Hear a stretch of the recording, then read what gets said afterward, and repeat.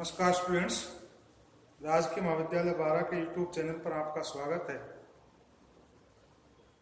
आज हम BSc part second के इलेक्ट्रॉनिक्स में फीडबैक और उसकी तकनीक के बारे में अध्ययन करेंगे। इससे पहले हम फीडबैक को एक बेसिक जानकारी उसकी ले चुके हैं। फीडबैक क्या उपयोग में आता है, किस प्रकार का होता है, क्या इसके पार्ट होते हैं। हम एक बार उसको थोड़ा सा रिवाइज कर लेते हैं कि हम जानते हैं कि किसी भी सर्किट में, जैसे मान लीजिए ये हमारा कोई सर्किट है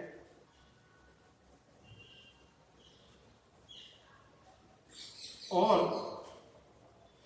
ये इसके इनपुट टर्मिनल है, ये इसके आउटपुट टर्मिनल है। ये निवेशी या इनपुट,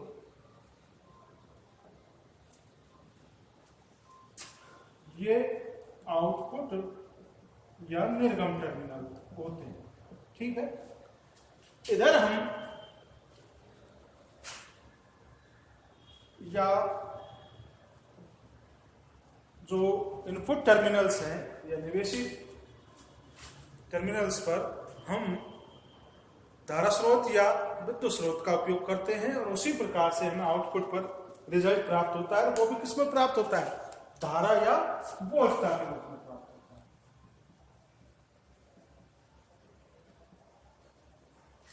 ठीक, अब फीडबैक क्या तरीका है कि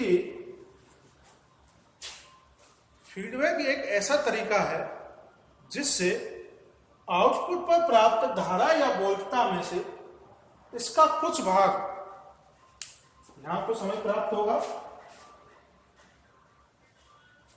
इसमें से इसका कुछ भाग यदि आवश्यकता हो तो पूरा ही भाग दोबारा से हम इनपुट पर निवेश कर दें। दोबारा से इनपुट पर निवेश कर दें तो इस घटना को हम क्या कहते हैं? फीडबैक कहते हैं। और जिस सर्किट के द्वारा इस कार्य को किया जाता है उसे पुनर्निर्वेश परिपथ कहते हैं, जिसे बीटा से दर्शाते हैं।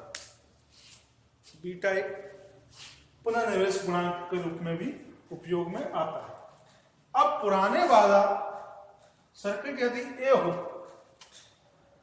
पुराने वाला सर्किट यदि ए हो और 1 वोल्ट का लब्धि हो, यदि हमने शुरुआत में बिना पुनर्निर्वेश के, बिना पुनर्निर्वेश रहित लब्धि, पुनर्निर्वेश लब्धि यानी कि वोल्टता यदि हमने इसको ए से सिंबलाइज करें तो बी अपॉन आई आएगा। आई वोल्टेज हमने इसमें इनपुट किया तो हमें VO वोल्टेज प्राप्त हुआ। दोनों का अनुपात को ही क्या कहेंगे? वोल्टता लब्धि कहेंगे। अब पुनर्निर्वेश आपको समझ में आ गया कि आउटपुट पे से धारा या वोल्टता का कुछ भाग पुनः निवेश टर्मिनल पर ट्रांसफर किया जाए, स्थानांतरित किया जाए, इस घटना को फीडबैक कहते हैं। फीडबैक के कारण जो पुराना सर्किट है इसकी कार्य क्षमता पर परिवर्तन आएगा। या तो जो फीडबैक होने के कारण पुराना जो आउटपुट है उससे वोल्टेज बढ़ जाएगा या घट जाएगा। यदि पुनर्निर्वेश के कारण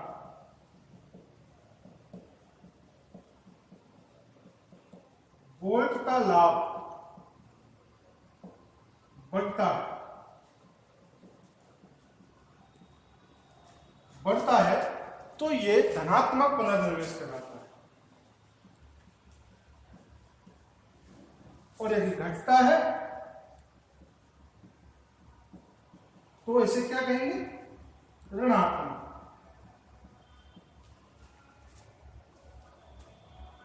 ठीक है, दो प्रकार का हो गया, पॉजिटिव और नेगेटिव। इसका दो नाम और भी हैं, संपोषी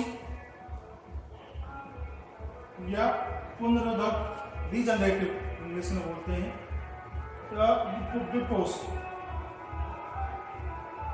घटाता है तो विपोषी, और यदि बढ़ाता है तो संपोषी। दूसरे नाम है, हिंदी नाम रीजनरेटिव, डिजनरेटिव। तो पुनर्निवेश क्या होता है, कितने प्रकार का होता है, ये आपको समझ में आ गया। अब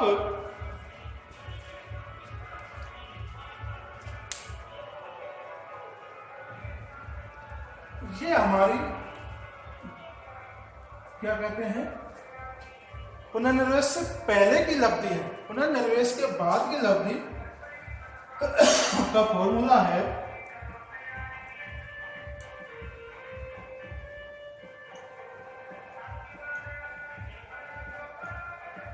जो उसको ए एफ कहें तो ए अपॉन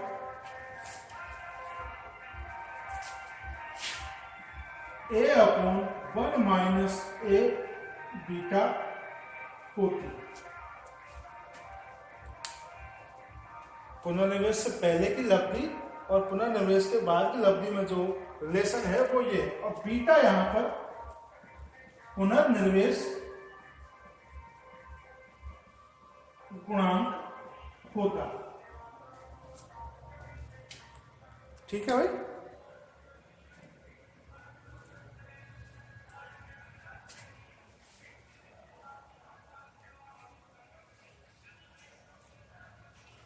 तो धनात्मक पुनर्निवेश समझ में आ गया, ऋणात्मक पुनर्निवेश समझ में आ गया, पुनर्निवेश क्या होता है वो समझ में आ गया। अब आते हैं पुनर्निवेश की तकनीकें, क्या तकनीकें होती हैं। अब ये बहुत इंपॉर्टेंट टॉपिक है, ये हम अभी तक रिवाइज ही कर रहे थे कि अब आपको एग्जाम में किस तरह से क्वेश्चन आता है। कंपटीशन एग्जाम के पॉइंट ऑफ व्यू से ये जो टॉपिक है हमारा बहुत इंपॉर्टेंट है। इसमें से क्वेश्चन आपको कंपटीशन एग्जाम में देखने को मिलता है, चाहे नेट का हो चाहे किसी भी यूनिवर्सिटी का हो, उसमें से ये आपको क्वेश्चन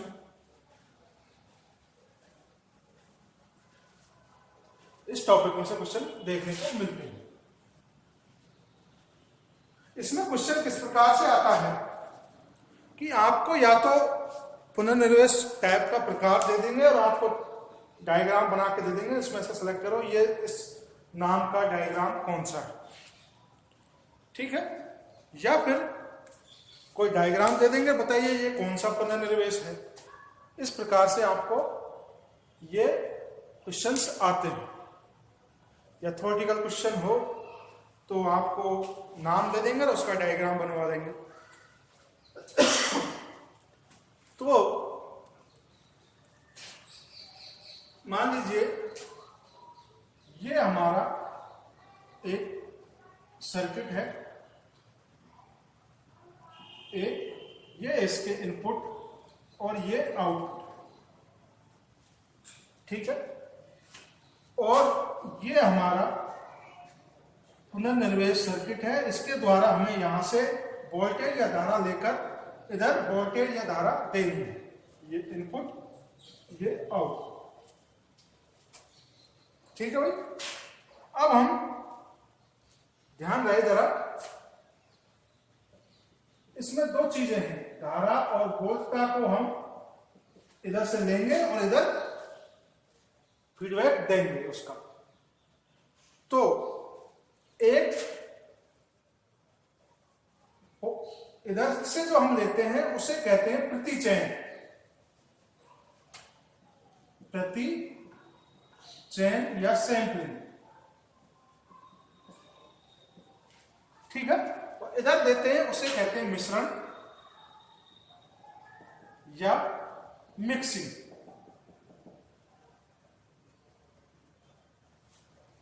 ठीक है। प्रतिचयन भी हम दो चीजों का करेंगे, धारा या वोल्टता, और मिक्सिंग भी धारा या वोल्टता का करेंगे। अब हमें चित्र में देखकर कैसे पता लगाना है कि हमने वोल्टेज दिया है या धारा दी है। यदि यहां पर आप ध्यान रहे यहां पर हमने श्रेणी क्रम में लिया है, श्रेणी क्रम में सैंपलिंग ली है तो धारा, और यदि सीरीज या पार्श्वपथ शंट में यूज किया है तो वोल्टता।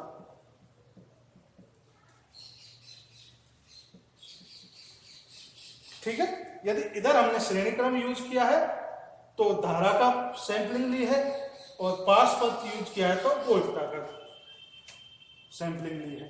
अब इधर क्या है, इधर इसका उल्टा है। इधर यदि हमने श्रेणी क्रम यूज किया है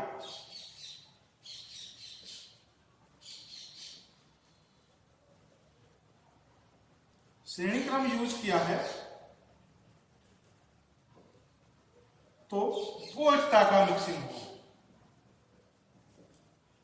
और यदि पार्श्वपथ यूज किया है तो धारा का मिक्सिंग हुआ, या करंट, धारा जो भी है, आप जिस भी। आ गया समझ में? इधर श्रेणी क्रम यूज किया है तो धारा, और इधर श्रेणी क्रम यूज किया है तो किसकी मिक्सिंग हुई? वोल्टेज की मिक्सिंग हुई। क्लियर है? ये चीज आपको समझ में आनी चाहिए कि आउटपुट पर यदि कोई, हमने जब इसको सर्किट को बनाएंगे, यदि श्रेणी क्रम यूज किया है तो धारा का सैंपलिंग लिया है, धारा को चयन किया है यहां से। यदि शंट या पार्श्वपथ यूज किया तो वोल्टेज को चयन किया है, और उसी का चयन करके। अब इधर देखिए जरा, इधर जब हम कांटेक्ट करेंगे तो यदि श्रेणी क्रम में इधर कांटेक्ट किया है तो वोल्टेज को मिक्स किया है इधर, और यदि पार्श्वपथ या शंट का यूज किया है तो धारा को मिक्स किया है। ध्यान रहेगा, इधर का उल्टा है।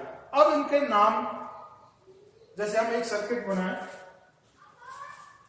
ये आप चाहे तो इसका स्क्रीनशॉट ले सकते हैं। अब हम यहां एक सर्किट बनाए, ये ए, ये फीडबैक सर्किट, ये इसका आउटपुट, इनपुट, और ये आउटपुट। अब हम यहां से मिक्सिंग करते हैं तो ये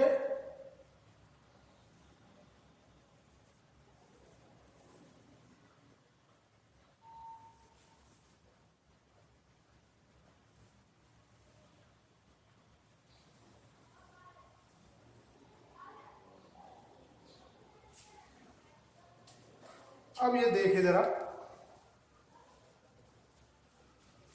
चाहे तो इसको इधर थोड़ा सा अलग बनाते हैं।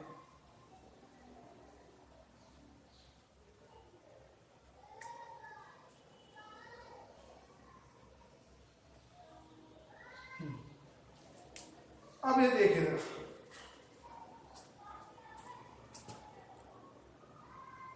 ये हमारा सर्किट है, इसके द्वारा हमने फीडबैक दिया है। अब इसमें हमें चित्र देख के बताना है कि क्या तो लिया है और क्या मिक्स किया है। तो ये देखिए, ये कैसा है? पार्श्वपथ, ये शंट है,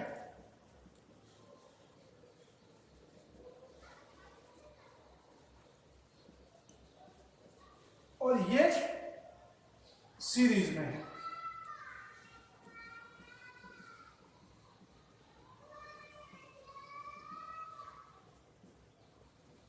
अब इधर पार्श्वपथ है तो क्या लिया है? वोल्टेज लिया। इधर सीरीज में है तो भी क्या मिक्स किया है? वोल्टेज। सीरीज में है तो वोल्टेज। ठीक है, तो इस फीडबैक एम्पलीफायर का, फीडबैक का नाम पड़ा वोल्टेज एम्पलीफायर। एक तो ये नाम है।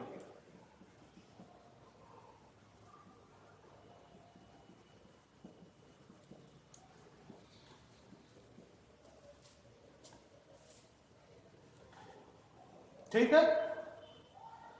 दूसरा नाम, इसके कई नाम हो सकते हैं।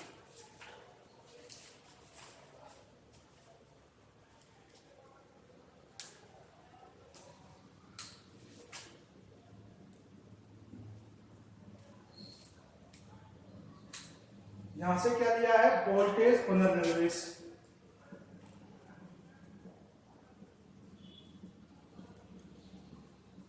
और श्रेणी निवेश प्रवर्धक।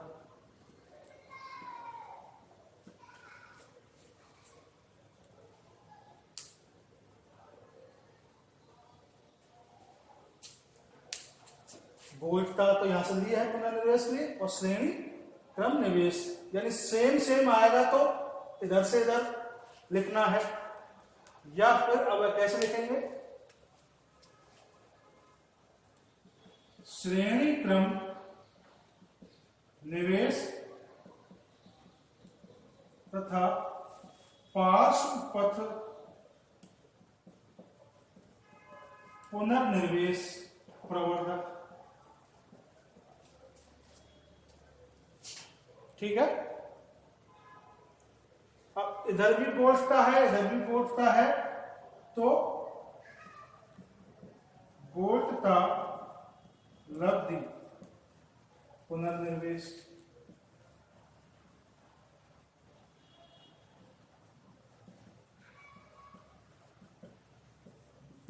आउटपुट अपॉन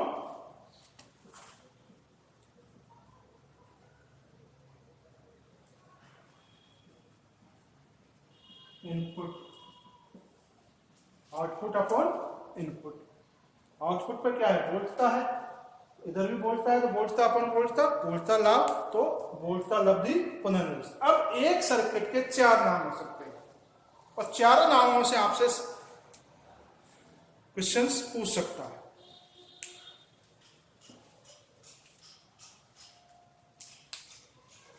ठीक है। तो यदि हम दोनों एक तरफ तो क्वांटिटी का नाम ले रहे हैं और फिर एक नाम ले रहे हैं सर्किट के टाइप का, तो पहले वोल्टता आएगा फिर सर्किट आएगा, जैसे वोल्टता और श्रेणीक्रम निवेश प्रवर्धक। यदि सारी चीजें सेम ले रहे हैं, वोल्टता ले रहे हैं, तो इधर से ही शुरू करेंगे, यानी ये पहले आएगा, ये बाद में आएगा। यदि दोनों अलग अलग ले रहे हैं, या तो श्रेणी क्रम ले रहे हैं और वोल्टता ले रहे हैं, श्रेणी क्रम या वोल्टता, तो ये वाला पहले आएगा, जैसे कि हमने इसमें यूज किया, इस बात में यूज किया। ठीक है। यदि एक तरफ हम क्वांटिटी ले रहे हैं और दूसरी तरफ सर्किट टाइप ले रहे हैं, तो पहले क्वांटिटी फिर सर्किट आएगा, बाकी सब में सेम आएगा, जैसे श्रेणी क्रम और पार्श्व पुनर्निवेश प्रवर्धक। ठीक है। अब एक सर्किट और बनाते हैं, उसके बाद आपका टॉपिक कंप्लीट हो जाएगा। जैसे इसी में बनाए, तो उसके नाम लिखेंगे,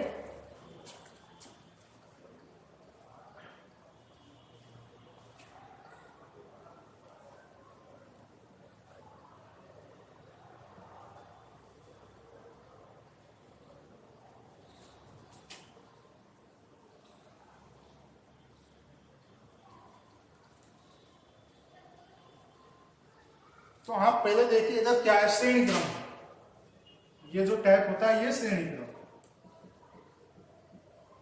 श्रेणी क्रम है, तो किसका सैंपलिंग हुई है, धारा।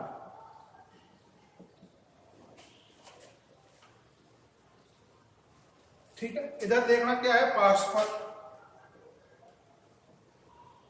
तो किसकी सैंपलिंग हुई है, इधर भी धारा की सैंपलिंग हुई है। ठीक है। अब इसका नाम बता दीजिए जरा। यदि हम दोनों सर्किट टाइप ले रहे हैं, तो पार्श्व पथ निवेश और श्रेणी क्रम पुनर्निर्वेश प्रवर्धक। ठीक है, दोनों सर्किट टाइप लिए हैं। यदि एक सर्किट लेना है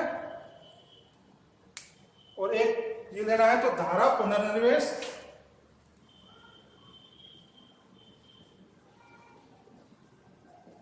तथा पार्श्व पथ